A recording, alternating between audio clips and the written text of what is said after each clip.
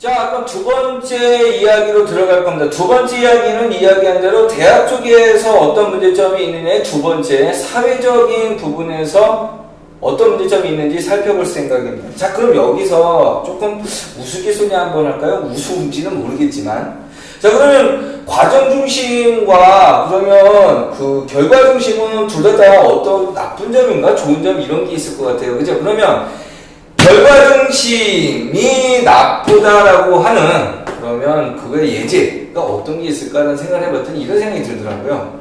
예, 지금 사법고시 상당히 어렵잖아요. 그렇죠? 사법고시에 패스한 그 높으신 머리가 좋으신 분들이 지금은 어떤 상황인가요? 자기의 개인적인 생각으로 법의 정의가 무너지고 있는, 적폐가 되고 있는 상황 아닙니까? 그건 뭘까요? 이 결과 중심의 평가 제도가 실패한 사례가 될 것 같아요.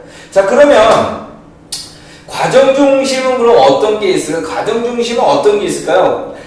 국회의원은 4년 동안 자기 지역구에서 열심히 일을 합니다. 그러면서 사람들에게 눈도장 찍고 뭐하죠? 그러면서 정책 같은 거에 판단을 받겠죠. 그런데 지금 어떻게 하고 있습니까? 바깥에서 소리 지르고 사건 지르고 국민의 알 권리에 대한 부분, 아니 알 권리가 아니죠. 국민에 대한 복지나 어떤 법규나 어떤 것들에 대해서 해주는 것이 없고 그대로 자기들 하는 대로 목리만 부리고 있는 사람들 아닐까요? 그게 과정 중심주의의 폐해가 아닐까라는 생각을 듭니다. 자, 그러면 이것도 나쁘고 저것도 나쁘고 이건 아니잖아요. 그죠? 근데 아이들은 어떤 제도로나 똑같습니다. 똑같은 제도로 단 오래 지속적으로 예측할 수 있게 가는 것이 가장 좋은 방법이겠죠.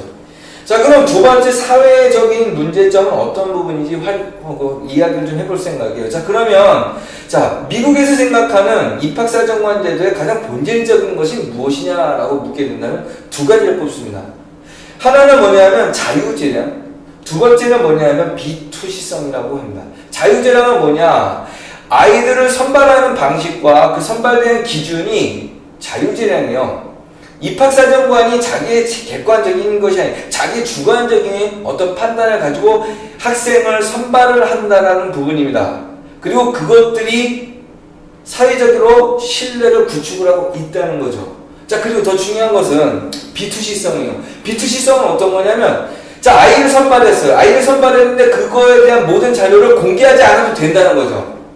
자, 그리고 공개한다 하더라도 그것이 실증적인 책임을 지지 않는다는 것에 있습니다. 그렇기 때문에 아이들을 선발하는 자율재량에 대한 권리가 확실하고 그 부분에 대해서 자신감이 있기 때문에 아이들을 좀 더 독창적으로 그리고 아이들이 갖고 있는 잠재력을 조금 더 다각적으로 볼 수 있다는 장점이 있다는 거죠. 자, 그런데 문제는 여기에 가장 중요한 거는 100년의 역사를 가지고 있는 이 제도이기 때문에 사회적으로 그 입학사정관이 갖고 있는 그 주관적인 시각을 인정을 하고 신뢰를 보낸다는 거예요.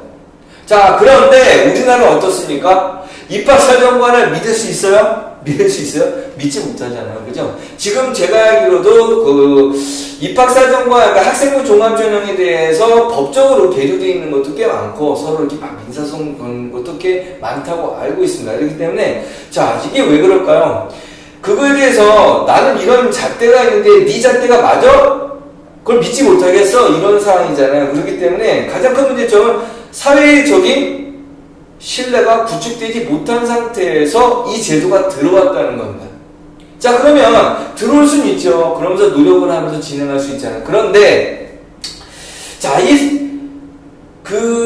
입학사정관이 10년을 거치면서 20년을 거치면서 지금 한 10몇 년 정도 지났잖아요. 그렇죠? 그런데 이것들이 진행이 되면서 신뢰를 구축할 수도 있어요. 그죠? 그런데 그 신뢰를 구축할 수는 있는데 그것을 정말로 하고 있느냐라는 부분에 대한 의문이 생기는 거예요. 자, 그럼 어떤 의문이 생기느냐라는 부분인데, 자, 그러면 여기서 어떤 거였냐면 자율 선발권에 대한 거, 그리고 그 정부의 간섭을 받지 않는 자율재량이라는 부분이 상당히 그 대학에서 목을 매는 상황이죠. 그렇기 때문에 이 학생부 종합전형을 내려놓을 수가 없는 거예요. 하지만 문제점은 어디 있느냐 하면 이 자율재량에 대한 부분에 대한 대책이 마련되고 있느냐라는 부분인데 능동적인 부분이 아직도 보이지 않는다는 겁니다. 그러니까 무슨 얘기냐면 정부의 교육부의 정치적인 어떤 입김에 의해서 대학에 대한 입학사정관들 혹은 학생부 전형의 그 정책이 좌지우지되고 흔들리고 이쪽에서 180도로 바뀌고 저쪽으로 흘러나갈 수 있다는 것을 여러 번 보여주고 있다는 겁니다. 그렇기 때문에 지금 이 부분에 능동적으로 자기들이 대처할 수 있는 그 의지가 없잖아요. 없기 때문에 어떤 상황이 될까요? 앞에서 이야기했던 구조적인 문제가 해결될 가능성이 별로 보이지 않는다는 겁니다. 자, 그러면 대학 쪽에 어떤 문제점이 보이는데 그거를 해결할 수 있느냐? 없다는 거죠. 자, 그러면 이제 학생들과 선생님에 대한 이야기로 넘어가려고 합니다. 그거에 앞서서 우리는 몇 번의 경험을 한 적이 있습니다. 어떤 거냐면 문재인 정부에 들어와서 교육정책이 2번 정도에 제가 잘 됐다고 생각한 게 있어요. 어떤 거냐면 김상곤 부총리가 대학 수학능력 고사를 결정을 하는 데 있어서 지금 결정을 못해서 지금 현재 2학년들은 어떻게 돼요? 좀 약간 우왕좌왕했잖아요. 그런데 저는 그렇게 생각하지 않습니다.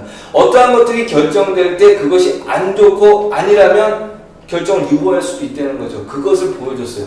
두 번째, 유은혜 부총리가 요번에 보여줬던 거에서 야 이거 잘못됐어 문재인 대통령이 얘기하고 사회적으로 이슈가 들어왔지만 어떤 식으로 대응을 했느냐 그 기간이 아니죠. 사람들 뽑는 비율 정시하고 수시의 비율은 건드리지 않겠다라고 하면서 일단 정책을 그대로 두면서 그 다음 선택을 할 수 있게끔 만들어 놓은 거예요. 이것처럼 어떤 것이 성급하게 들어가는 것들 아주 안 좋겠죠. 그 성급하게 한 것들에 우리 잘못도 있습니다. 기다려주지 않고 보지 않고 성급하게 고쳐달라고 외치는 것들이 문제가 될 수 있다는 거죠. 예, 그러면 지금 여기서 좀 그런 얘기를 나눴고요. 그럼 학생과 그 다음에 선생님에 대한 다음 얘기로 넘어가도록 할 겁니다. 자, 아이들이 하늘이 되는 세상을 만들어 가야 될 것입니다. 저도 거기에 조금이라도 힘을 보탠다고 그랬죠. 자, 그래서 다음에 이야기할 것들을 준비할 겁니다. 지금 이야기한 것들은 제 독단적인 사항은 아니고요. 이거는 중앙대학교 교육대학에서 그 편찬한 논문을 의거를 했고요. 그 다음에 신문에 대한 자료를 의거를 한 겁니다. 자, 그럼 다음에 만나겠습니다. 홍성민 선생님입니다.